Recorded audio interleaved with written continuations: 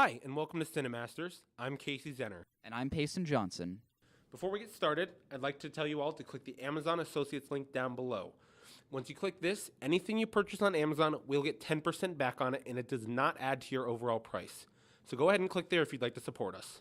The movie we will be reviewing today is It, directed by Andy Muschietti, based on the 1988 Stephen King novel of the same name.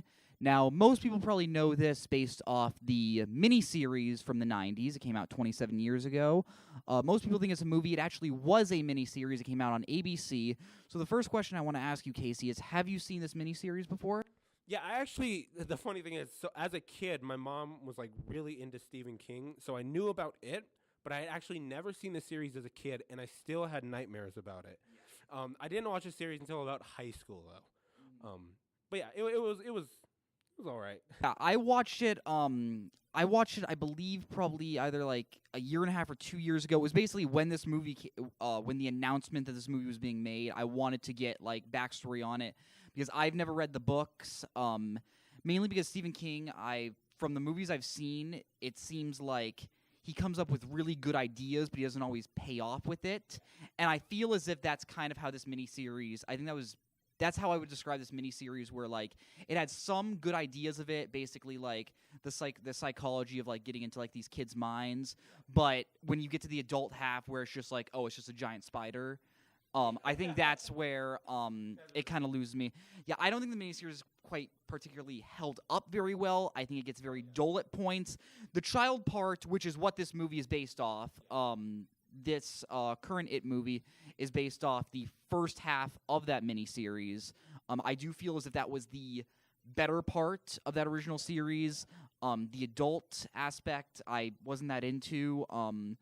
So yeah, going into this movie, I was a little apprehensive. I enjoyed the trailers, but I was sad when Cary Fukunaga, who is the director of the first season of True Detective, and yeah, amazing, and Beasts of No Nation, the Netflix movie, he was originally going to direct it, but he dropped out, and he was replaced by Andy Muschietti, who had directed only one kind of meh film. Yeah, and I believe Cary how do you pronounce it? Cary Fukunaga. Fukunaga, yeah. I believe he was like a co-writer still, Yes, right? He still got a yes, co-writing credit?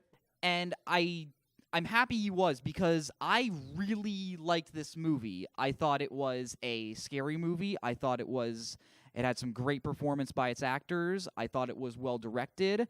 Yeah, I thought it was I really enjoyed this movie. Okay. Yeah, I went in with pretty low expectations because and obviously there hasn't been very many great horror movies coming out as of late. You know, there are a couple. You know, like Don't Breathe, I thought was really good. Get Out was amazing. And the trailers for this just weren't really doing it for me. Like, I wasn't really impressed by them too well. So I went in with pretty low expectations. And I left with the same expectations, kind of. Like, I did not really enjoy this movie that much. And the more I thought about it, the more I left, the more I was just not really feeling it. Yeah, so was it just sort of like a general feeling of meh? Like, was there any, like, was it like a mix of, like, high points, low? There was definitely good stuff for me, but like, honestly, it was just unbelievably mediocre for me. Like, I don't, like, thinking back on it, there wasn't really a point where I thought, wow, this is really exciting, you know? Like, there was maybe one or two, I'll give you that, maybe one or 2 points where I was really engaged. Besides that, though, it was just so bland to me. All right, well, yeah, let's just get started by talking about some things. One, I thought this was a very well put together movie. I think the pieces that came together, I thought it was well filmed. I thought the actors they got for the job were very good.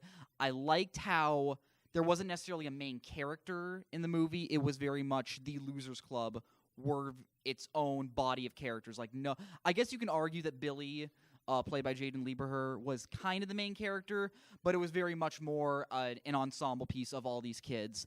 And I enjoyed every single one of the kids. I think Stanley was kind of the only forgettable one. Stanley was the Jewish kid. Yeah, he was the only one that I didn't think had that much of a personality, but all the others, like I loved Richie, I loved Eddie, I loved Beverly. I thought they were all great. Yeah, so for the cast, for me, the acting was like almost a give and take because I definitely thought the lead actor, the kid, Jayden, yeah, he was fantastic. He was fantastic. It was like for the Losers Club, it was like half I really liked, half I didn't like. What was the kid who goes to the library? What was his name? Ben. Yes. Like him, for me, he was just like he did the same acting every time, and this I felt the same way for Stanley, I believe his name was, like him and the kid, the butcher shop kid, Mike, yeah, like those three. Mike for me I feel like he didn't even have a point in the movie. Yeah, he was kind of just there. I think kind of be there. The main kids that definitely focuses on were probably Billy, Beverly, and Richie. Yeah, and then Stanley's in there, but those three were definitely fantastic. Yes. Those three were fantastic, and I don't know. I can't think of the bullies were passable for me. The lead bully, I can't remember his name. Like him was a bit too overacting for me when he hit like his low point. Yeah. So originally when these bullies came up, they were actually something I didn't like about the film because I thought that was just kind of cliched. Like I know it's obviously set in the 80s, it's very much takes inspiration from movies like The Goonies and Stand By Me, which is another Stephen King adaptation. But for me, I started to enjoy it more when we actually saw the bully's dad and we saw why he's like that. And that's one of the things I did appreciate about the movie was that it didn't leave out. Because one of the things that Stephen King is really about is sort of the mixing of the supernatural with the real life horror, And so I was really happy that they still kept in that the parents and children with the three kids, Some of it, like with his dad, felt like it came out of nowhere, but it was still okay. It was still good, It didn't like take me out of it at all, I think the only thing that took me out of it was that I thought it was so much better done with Beverly and her dad. Like sort of like creepy undertone, like is he like I think the implication is that he was touching her basically. Those were probably some of my favorite moments in the movie with how deep and dark it got because I'm personally a guy that stuff scares me more than like the supernatural stuff. But yeah, that was one thing I did really appreciate. Something else I appreciated was Pennywise. I thought he was fantastic. I wasn't sure because I love Tim Curry, Tim Curry. He was great, Like he terrified me as a kid without even having to watch the movie, And I was really worried when I saw a trailer for this. I was like, I don't know if I'm going to like him or not. I thought he did so good, though. So yeah, this is a very different interpretation of Pennywise from the original miniseries. And personally, I think that's a good thing because although I loved Tim Curry in that movie, he doesn't really scare me. I'm sorry. Just like when you have him like on that like railing and is going like ha ha ha, it never got to me. But yeah, I was really scared by this clown. I love how he used the more like the idea of like he got into each kid's individual head and figure out what scared them individually, and that added a sense of character to these kids because you saw what their main fears were. I loved his voice. Bill Skarsgård did a excellent performance as Pennywise. Honestly, I think my favorite scene in the movie is probably the beginning where, and you've seen this in the trailers, where he's talking to Georgie through that floor grate. I think the most famous scene of any It, Absolutely. I think I enjoyed his design. When I first saw his design in like the Entertainment Weekly spreads, I was originally kind of but when you see it in motion, I think it works very, very well. Yeah, exactly. That's what I thought too. And like the beginning, as you were talking about, was one of the moments that I was like most engaged in. The only thing for me is that I'm still not sure exactly how I feel, but when you see him actually rip Georgie's arm off, Yeah. I wasn't sure because it almost like I wasn't scared anymore at that point, Okay.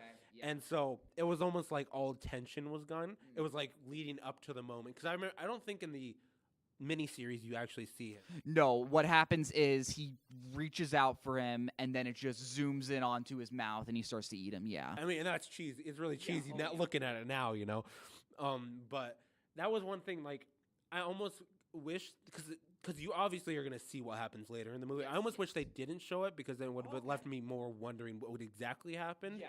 obviously, when it comes to horror, you fear what you don't see, and of course, at a point, you have to see the thing.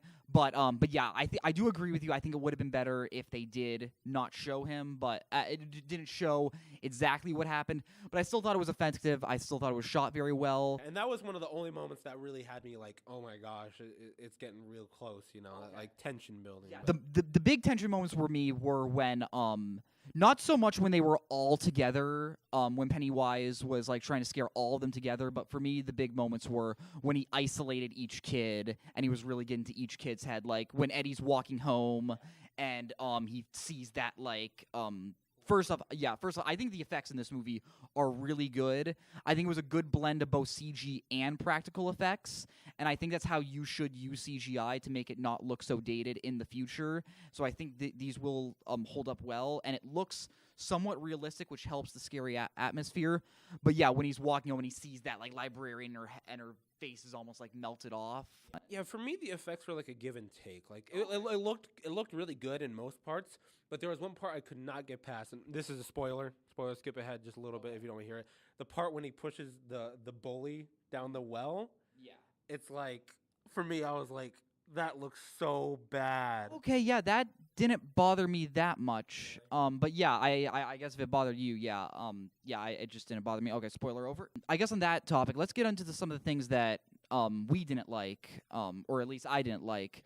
I think this movie at points got a little too cute in certain points. Where that I mean, like, it had a bit of an identity crisis. For example, the character of Ben. He has this weird obsession with New Kids on the Block. And at one point I'm thinking, like, okay, maybe it's just going to be, like, sort of like a throwaway thing. But it's brought up, like, 6 times, and it took me out almost every time.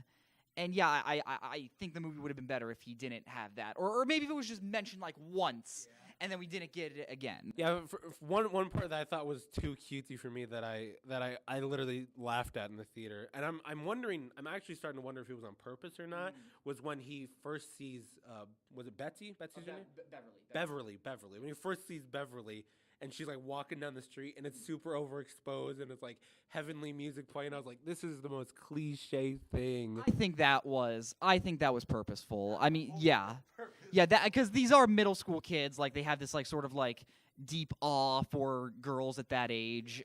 Yeah, you'd have to think that was purposeful, especially for the moment where like they're all in like the river and like they're looking at her, and then she looks up, and they're all like, oh, what happened? Yeah, and that's something that. To go back to what we liked, sort of, that I thought was really good was the comedy.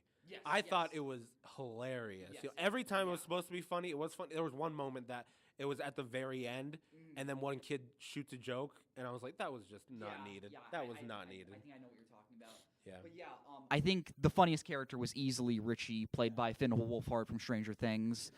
Yeah, he did an excellent job because they talk like kids from that time period, and I think that's why it makes it so effective. Like, this is an R-rated movie, so they are swearing, they are calling each other names. That's what boys did at that age. I was a 13-year-old boy at one time.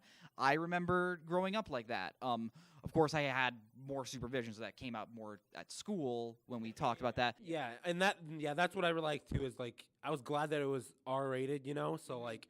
They talked like kids. It didn't like hold back and be all cutesy and whatever. Yeah. Like the TV series sort of had to do because it was on TV, you know. But yeah, so that the comedy I just wanted to like praise because I just thought it was super on point. Yeah. You know, every time it was supposed to be funny, it was really funny. You know. Yeah. One other moment though that I didn't think hit me. I think once again it just went over that edge for me. The rock fight. Yeah. Okay. First off, just the idea and. I'm sure it happened back then. I'm sure it still does happen. The idea of kids just chucking rocks at each other, and I think it would have been okay if the kid didn't yell "rock fight." Yeah. You know, like it's not like a food fight. Yeah, you know, and then the music just starts blaring. Yeah, I think that was probably my least favorite part of the movie. I was like, oh, okay, come on, and yeah, it was just those moments that I think made the movie go from hitting that point of excellence that I was maybe hoping for, but I still obviously really liked it, and those didn't happen too much for me. So, something that's really important that I did not like at all for this movie is the horror. Okay. I was never scared once throughout this entire movie. I was creeped out at a lot of moments. I think scared was probably a strong word, but yeah, I was definitely creeped out, and I think that does have to do with the fact that they are kids. So of course I'm going to be more scared.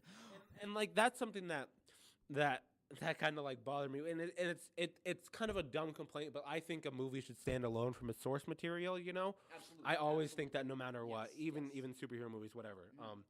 But like this one, it sounds awful, but I really kind of wish they would have killed Pennywise would have killed one of the kids. Because never in the movie did I think anything bad was gonna happen. Like there was one point near the end. I guess this is kind of a spoiler. Kind of, but there's the point where Stanley is alone in the sewer at one point, and then his scary thing, you know. And I was like, oh my god, they killed Stanley. Yeah. And then they didn't, and I was like, never mind then. And I know in the book they didn't kill any of the kids, but like. Never once did I think these kids were in any real trouble, you know? Yeah, obviously they don't kill them because, in case you guys haven't seen the miniseries, part 1 is the story of them back in the 50s, and then part 2 is them in the 90s as adults, and they all are basically drawn back to the town. Obviously in this one, it goes back to the 80s, and I'm going to assume the next one's going to be in present day. So yeah, and of course none of them die in the book or the miniseries. But yeah, I think the more I think about it, I think it would have been interesting if they did kill off like Stanley, because he probably was the least interesting. Exactly, like that's what I thought. I was like, finally, you know, something like actually terrifying, and it didn't. And I see why, because they have to use them. But I'm like, it would have been so much scarier. Like never like that. Okay, there was 2 parts that I was kind of creeped out about. The part with what's the kid, the health kid? What was his name? Eddie. The part when Eddie and Pennywise are alone downstairs in the house. Yes. And they didn't like have to add any effects to Pennywise really. He was just being really creepy to him. Yeah. Like that part I was like, okay, this is kind of creepy. And I really like that. And then the part when Beverly is alone in the sewer and he comes out with his little stage show thing, like that was like, okay, that's kind of creepy too. Yeah. But yeah, besides that, just Okay, for me, those moments, and I think one other moment was when they do eventually go to this house, and when Richie goes into the room with all the clowns. That point really got to me. really, yeah, it was, and that might have been a bit. I guess it's not really my fault, but I had already seen the trailer. Okay. And that part's in the trailer, kind of, where you find where you sort of see what happens. You don't exactly see it, you know. But even that, like for me, it was just like the movie was full of just jump scares. And I'm not saying jump scares are terrible; they can be used effectively, you know. But like with this one, it was every single time you have the rising music and then the pause, and then it happens, you know, every single time. And so I never was like terrified or surprised. There was one moment when Pennywise showed up and there was no sound, and I was like, okay, that's a good kind of jump scare I'm going for, you know. But the rest of it, I was just like, I can see it coming, so why should I be scared? Yeah. Personally, I think you're being a bit too not say this as an insult. I think you're being a bit too overdramatic with how many jump scares were in there. At least I didn't think there were too many. There definitely were quite a few, but I didn't think they were like overblown like some other like It might be because every time it happened, I was like, "Oh God, here we go again." That might be something that happened that it could be, because I mean, there definitely were moments that weren't jump scares, but even those ones didn't really scare me, you know. But like every time one of those happened, I was like, "Oh God," I know it's coming. So yeah, that was like one of the biggest issues for me. Is like it's a horror movie, and I never was scared throughout the whole movie. That's me, you know. But still, like I thought it could have. Like I've seen movies in the past couple of years that terrified me. You know, It Comes at Night, It Follows, The Witch. You know, and it's just this one. Just I was pretty much bored throughout most of the movie. I just disagree. I was completely creeped out throughout the entire movie. I was very unsettled. I think maybe not scared. I was just like, oh man, okay, like let's get out of here. So one last thing I would like to talk to you about is so this movie is basically part 1 of the book. And unlike a lot of books, like this isn't like The Hobbit for me, where like they stretched out a 300-page book into 3 movies. This is a 1,200-page book, and they basically did the first half into 1 movie. And I think this is a book that can be serviced well as 2 movies, and I think just focusing on the kid story was a good idea for this movie. I think it ended on a pretty good cliffhanger. Basically, it basically says, "Hey, this is just chapter 1 of this story. We will be making a second one." And judging by the projected box office for this movie, it probably will be getting a second one. So yeah, I think that was a good idea to just focus on the kids for this movie and not going to the adults. What did you think? Like, okay, so for me, I definitely thought, I mean, it's logical. I think if they did it all in one movie, it would have been a jumbled mess, you know, compared. The miniseries, just flashback, Yeah. flashback. So I think it had to be done, Yeah. you know, and it, like, I'm glad they did in a sense, because this at least has an intelligible story, Yeah. you know, like it has the typical 3-act structure and everything, you know, character arcs. So at least it's like for an audience you can enjoy, you know. Yeah. But partly for me that just like bothers me is how there's so many movies that are coming out nowadays that you don't even need to see the box office to have a sequel now, Yeah. you know, Yeah. because obviously this is another franchise movie. It's based off something that are based off some novel or something like that. And I don't mean to be, but I tend to be more critical toward these just because they're not original material, you know? And I want more original material, obviously. And it's just when that came up at the end when it says chapter 1, I was just like, oh my God, you're not even waiting to see how it does, you know, in order to make a sequel. It's like box office. And box office shouldn't matter, but it's like box office doesn't even matter anymore. We'll just make, because we know the next one's going to make money, you know? Yeah, I'm going to guess it was probably, like, contractual where, like, they're going to make 2 movies. And I'm going to guess they were probably going to make it chapter 1 until the idea of part 1, part 2 sort of became box office poison at a certain point. Because and this isn't like those movies. Like, this is definitely a complete story, and that's why I liked it as much as I did. Personally, I don't think that just because a movie isn't original that I immediately am more critical of it. Obviously, I want more original films. I love original films. A24 is my godsend at this point. But yeah, I mean, some of my favorite movies of all time are based off certain things or sequels of certain things, or just adaptations, and yeah, I don't necessarily feel as if that's a just an immediate ding on a movie just because it's based off stuff. Yeah, I might be a bit unfair. Like it's true, I might be a bit unfair. But it's just every time I see something that's a book or a remake or a reboot or a sequel, there's so many now, and I'm just like rolling my head in disgust. Just like, can we please get some more stuff? I remember watching an interview with Edgar Wright where he was like, if I had one rule in Hollywood, is that they would have to make an original movie for every franchise movie they make. And that would be a godsend, you know. Of course it's not going to happen, and it might be a bit unfair, but it's just, I'm just so sick and tired of them. And I should have expected that they were going to make a sequel to it, you know, based, you know, with the understanding of what it is, you know.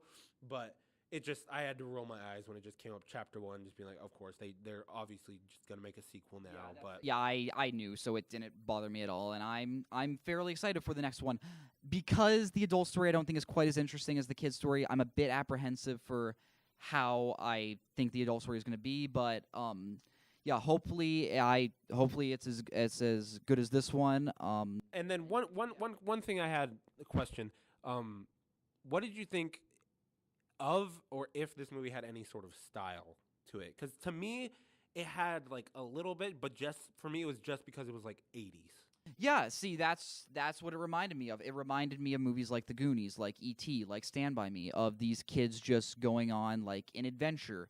And I miss those sort of like family movies where they had a sort of edge to it. And that's I do think this movie did have its own style. And again, I'm probably being a bit cynical, you know, with me being how I am. But like there's like so many 80s throwbacks now coming out. And of course, it makes sense that they would do the 80s because, excuse me, the sequel would then be in the modern day, of course, you know. But like, it's just like after Stranger Things, it's like all I ever see, You know, Yeah. with like anything to do with kids, it has to do with the 80s now. Yeah. And I hope it's just like a phase. You Yeah. know, I hope we get It will. those same type of stories Yes. set in the modern day, Yeah. you Yeah, know, that because definitely. I'm getting tired of those 80s music. Yeah. I can't take much more of New Oh, Kids on the Block. Before we wrap up, let's just give our final thoughts and our final score. Do you want to go first? Yeah, so for me, this movie just has too many mediocre problems with it. You know, like there was some interesting cinematography. I'll give it that. The performances were very good, but some of them were just either, excuse me, they were either just not. The characters didn't need to be in the story, and I feel like the actors portrayed it that way sometimes. You know, like they were just uninspired. But some of the performances were very good. Overall, though, and then there was some subplots, like with what was his name, Ben, the kid at the library, Ben and Beverly, that just like never really resolved. And there was just too many media. I was bored throughout most of it. It was just super mediocre to me. So for a score, I'd have to give it maybe a 4 or 5. Oh wow! You know, Okay. 4 Yeah. or 5. I obviously liked it a lot more than you. I thought it was a very creepy movie. I thought it was a very well done movie. I thought it was very well paced. This is a 2-hour movie. I was never really bored at any point in the movie. Yes, there were some characters that I thought didn't really weren't that interesting, but I think they all served the plot in a whole in a way, as an ensemble should.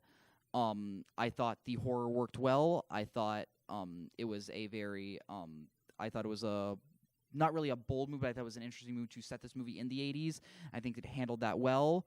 There were a couple cute moments that I didn't really like too much, but other than that, I thought it was a great movie. I'm going pretty high. I'm going 8.5 on this movie. Thank you for watching. This was our review of It. You can follow me at Zener Film on Twitter and Instagram. And you can follow me at the Cinemaster on Twitter. We will be posting whatever our next video review will be. We'll be posting that soon. We look forward to seeing you guys next time. Have a great day.